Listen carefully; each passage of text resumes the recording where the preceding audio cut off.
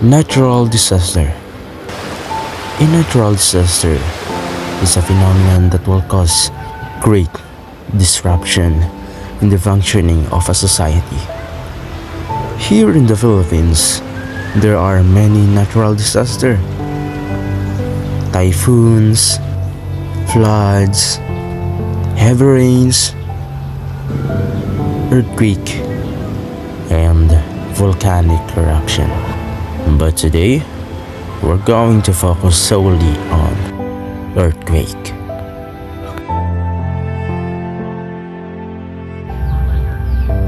What exactly is an earthquake? An earthquake occurs when the tectonic plates are always slowly moving, but they get stuck together at their edge due to friction. But when the stress on the edge overcomes the friction, there is an earthquake that releases energy in waves that travel through Earth's crust and cause the shaking that we feel. And we know that earthquake is one of the most dangerous natural disaster, not only here in the Philippines but all around the world. In fact, on December 26, 2004 at Sumatra, Indonesia, the 9.1 magnitude earthquake recorded about 2,227,898 deaths. And another one, on January 12, 2010 at Haiti, a 7.0 magnitude earthquake recorded about 222,570 deaths. While knowing these facts, we can't deny that earthquake is such an unpredictable danger. But there is a way to reduce the danger it can bring. For you, we have divided it into 3 parts. First part,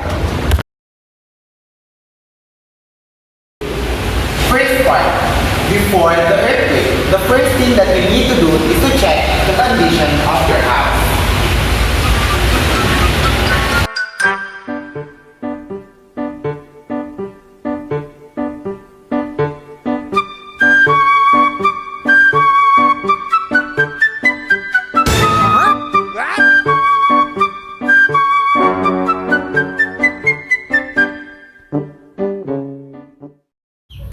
Okay. Kidding aside though, we should really check the conditions of our buildings. The second thing you need to do is mandatorily participating in every earthquake drills possible. This is important so that once an earthquake really happens, we know the right thing to do. The third thing you need to do before the earthquake is secure the hanging objects.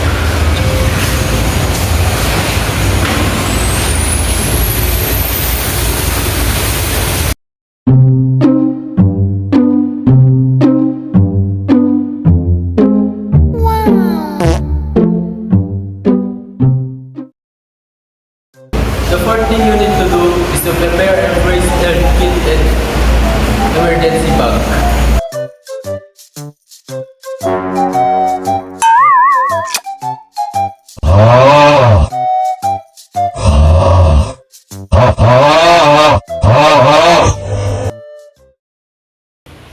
the second part is during the earthquake. The first thing you need to do during an earthquake is the duck, cover, and hold technique.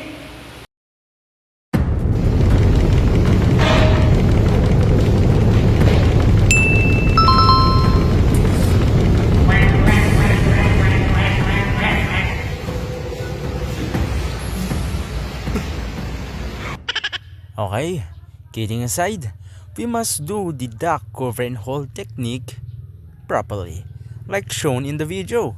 First, we must duck or drop, cover if available, and hold on the cover. But what if there is no cover available around?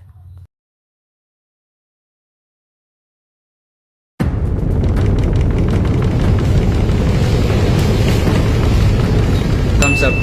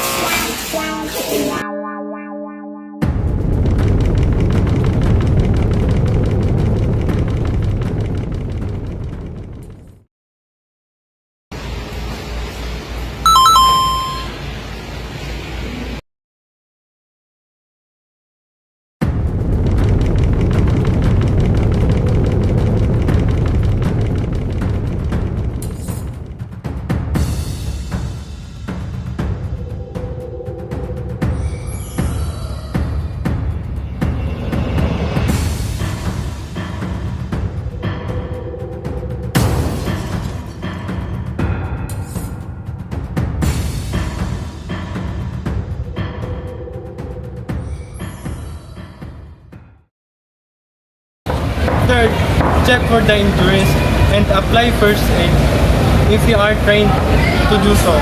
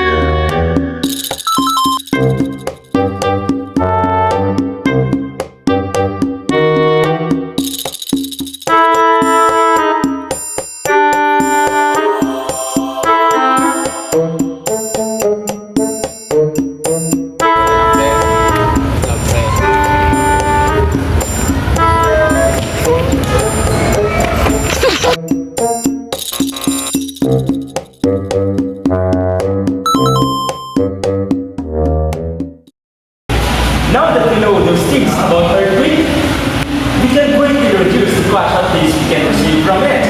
But I can't really be sure if we will need them.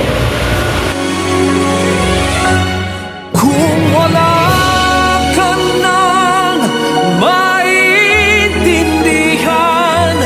kung wala ka...